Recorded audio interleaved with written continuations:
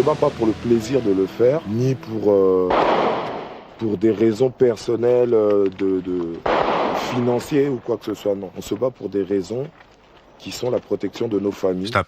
Je pense qu'on va un peu trop vite là. Vous avez vu ces images ? Ça, c'était la guerre à Brazzaville en 97. Et sincèrement, ça me fait peur. Il n'y a pas si longtemps, j'ai essayé de faire un bilan sur ma vie. Parce que je fais face à un gros problème. Depuis maintenant le mois de janvier, depuis plusieurs mois, j'ai dû me faire arrêter près d'une vingtaine de fois. Le problème, je pense, n'est pas vestimentaire ou quoi que ce soit, comme le dit mon père. Pour moi, le problème, il vient juste du fait que je sois noir. Une personne de couleur noire ou juste une personne de couleur en France. Est-ce qu'on pourrait le classifier comme un pays de racisme ? Je ne sais pas.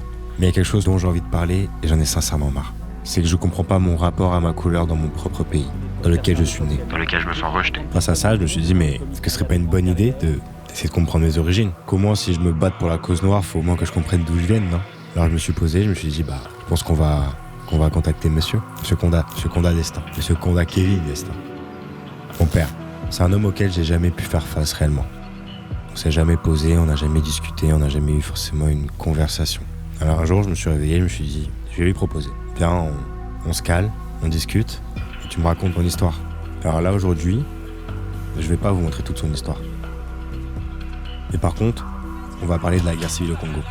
J'aimerais comprendre pourquoi et comment ces personnes-là se sont battues durant plusieurs mois dans une ville déserte, anéantie par la guerre. Quelle était leur raison ? J'ai alors du coup interviewé mon père et mon oncle. On a perdu des amis. Pour appuyer cette thèse. Alors sachez une chose, je sais pas si forcément c'est la meilleure démarche, mais je pense qu'une conversation avec mon père en 21 ans, qui dure plus de 5 minutes, va être une bonne chose. Je pense qu'au fond je le fais pour moi, mais aussi pour vous, et surtout pour nous, les personnes de couleur noire. Bref, on se voit à la fin. Indépendance, cha-cha, tozumiye.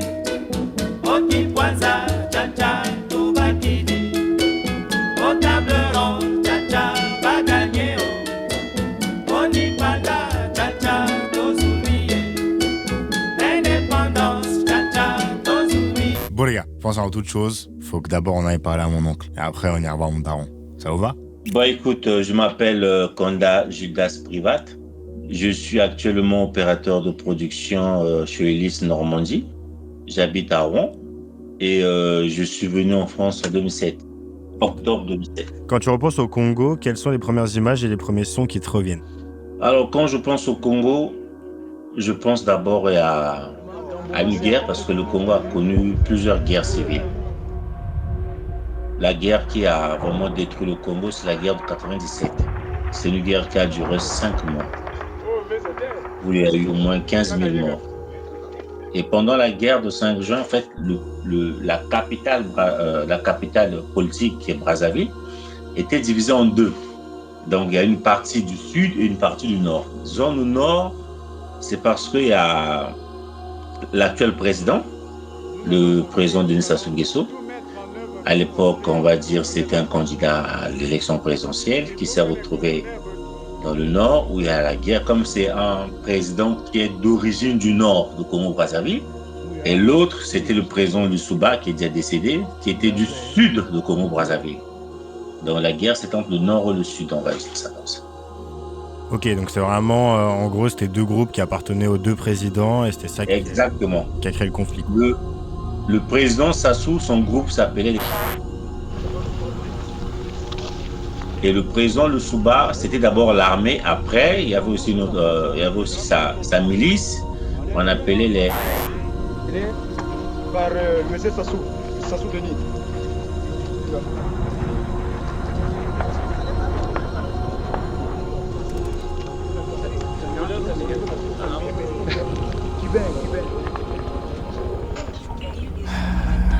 Ça va, tu vas bien ? Oui, ça va. Ouais. Pas trop mal. Pas trop mal. Est-ce que tu peux te présenter rapidement ? Je suis Kevin Destin Condat. Je viens du Congo, Brazzaville, d'où je suis originaire. Est-ce que du coup, tu peux me raconter comment tu as vécu, on va dire, le jour où tout a basculé ? Alors, je l'ai su, en plus, j'étais en cours. Et comme j'avais un rendez-vous avec mon oncle, après le cours, je n'ai pas tardé à... Je suis pas resté avec mes camarades, avec mes amis. Et donc là, j'ai pris un bus pour aller rejoindre mon oncle. Et le jour où la guerre a commencé, le 5 juin 97, les élèves qui étaient en terminale passaient même leur baccalauréat. Quand le bus est arrivé à Wendé, et là, j'ai commencé à entendre les premiers coups de fusil. Et donc là, une balle a traversé le minibus. Et donc là où j'étais assis, et je vois le pare-brise tomber sur nous les passagers. On ne comprenait pas ce qui s'était passé. Mais déjà, avant que je quitte la fac, j'ai un ami qui m'a dit « Ah, on a appris que la maison de l'opposant Denis Sassou Nguesso a été encerclée par les forces de sécurité. » Le président, à l'époque, avait envoyé les forces de sécurité pour aller encercler la maison de l'actuel président du Congo, mais qui, à l'époque, était opposant, pour essayer de désarmer, selon lui, les personnes qui le protégeaient. Et donc, c'est quand ces forces de sécurité sont arrivées devant son palais, ces gardes n'ont pas accepté d'être désarmés. Et donc là, il y a eu un affrontement. Ok. Donc c'est comme ça que la guerre a commencé. C'est comme ça que tout a débuté. C'est comme ça que tout a débuté. C'est parce qu'il n'a pas accepté que sa maison soit sacrée. Il a reproché à l'ancien président, donc à l'époque. Mais alors que là directement, il avait envoyé c'était des militaires. Moyens, quoi. Non, c'était vraiment des gros moyens. Okay. Et donc moi, dans le bus, donc le chauffeur était obligé de s'arrêter. On ne comprenait pas ce qui se passait. Ouais, en fait, dès que tu as vu les balles, dès que j'ai vu les balles, compris, j'ai compris déjà, on a compris ce qui s'est passé. Et donc, après, on est rentré. Après, je suis rentré chez moi. Commençait à voir les jeunes prendre position des carrefours. C'est-à-dire quoi, qui prenaient les armes Les armes, oui. Ok. Voilà.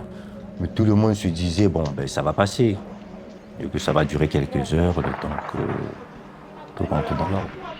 Et en fait, du coup, de jour en jour, ça a été de pire en pire. Et du coup, du jour en jour, vu que les premiers militaires qui étaient envoyés n'ont pas réussi à pénétrer dans la résidence, ils ont envoyé encore des renforts. Comme le président Sassou est très apprécié dans les quartiers nord de Brazzaville, donc ce sont les jeunes des quartiers nord qui sont partis le défendre. Qui sont partis en premier pour constituer une ceinture tout autour de sa résidence. Du coup, c'est pour ça que en fait, c'est tous les civils qui ont constitué la défense de Nguesso. Donc, les jeunes se sont armés parce que simplement, ils sont rentrés dans ces camps militaires. Et même le lycée que j'ai fréquenté était à 50 mètres, à 100 mètres, même pas, des camps militaires. En fait, limite, ça a été un réflexe. Quoi. Quand ils ont compris la situation et qu'ils sont sortis, c'était logique d'aller là-bas pour aller prendre des armes. Voilà, pour aller prendre donc des armes. Et après, c'est là où du coup le conflit a commencé à Et c'est là où prendre le conflit a dégénéré. En fait, le conflit a dégénéré quand les jeunes civils ont accédé dans ces camps militaires. Et là, ils se sont armés. Et là, ils ont eu accès aux armes lourdes. Quand je parle des armes lourdes, c'est des armes de guerre, des chars de combat. Voilà, moi je voyais des chars passer à 10 mètres, vraiment des chars de combat. Des chars de combat, des lance-roquettes, des armes lourdes.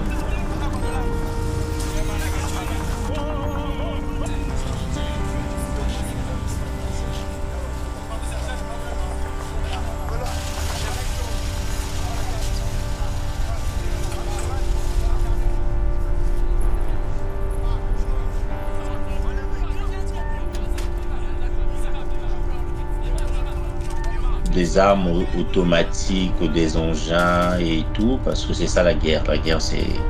La nuit, on ne dort pas, il n'y avait pas de courant, il n'y avait pas de l'eau pendant 5 mois, parce que ça a duré 5 mois, pas de courant, pas d'eau.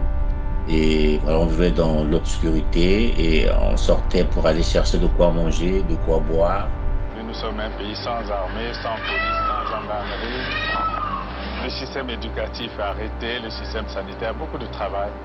Mais nous allons mettre de l'ordre dans tout cela pour aller vers des élections libres, transparentes, dans la paix véritable. Et pour un gouvernement d'union nationale? Pour un gouvernement d'union nationale. Est-ce que je dois vous appeler président? Ceci m'importe peu.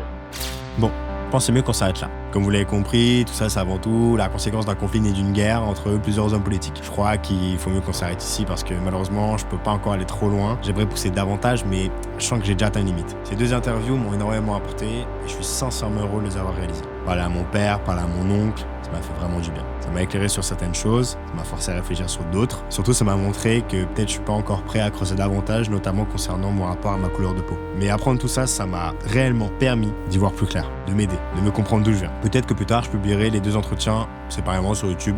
Ils durent environ 1 heure à 1h30 chacun. On parle vraiment en profondeur de la guerre au Congo, avec le regard de mon père qui a dû fuir, celui de mon oncle qui est resté. Je pense que ce sera un beau complément à cette vidéo qui semble un peu inachevée. Mais bon, pas forcément, parce que ce que je vous donne et ce que je vous livre ici me paraît totalement suffisant comme point de départ. C'est comme un pilote, faut le voir de cette manière. J'aimerais aller plus loin, peut-être en faire un vrai documentaire de 50 minutes, d'1 heure, voire même plus. Mais pour ça, il faut que je creuse davantage. Interroger d'autres personnes, voyager, peut-être retourner sur place, voir par moi-même, comprendre autrement. Il y a quelque chose à faire, j'en suis sûr. Mais je sens que c'est pas encore le bon moment. Je préfère continuer d'avancer, prendre du recul et y revenir plus tard quand je serai prêt. Bref, merci à toutes les personnes qui ont participé au projet. Merci à mon père aussi. Merci à mon oncle. Merci à toutes les personnes qui m'accompagnent tous les jours. Merci à toutes les personnes qui me donnent de l'amour tous les jours. Merci sincèrement. On se revoit bientôt.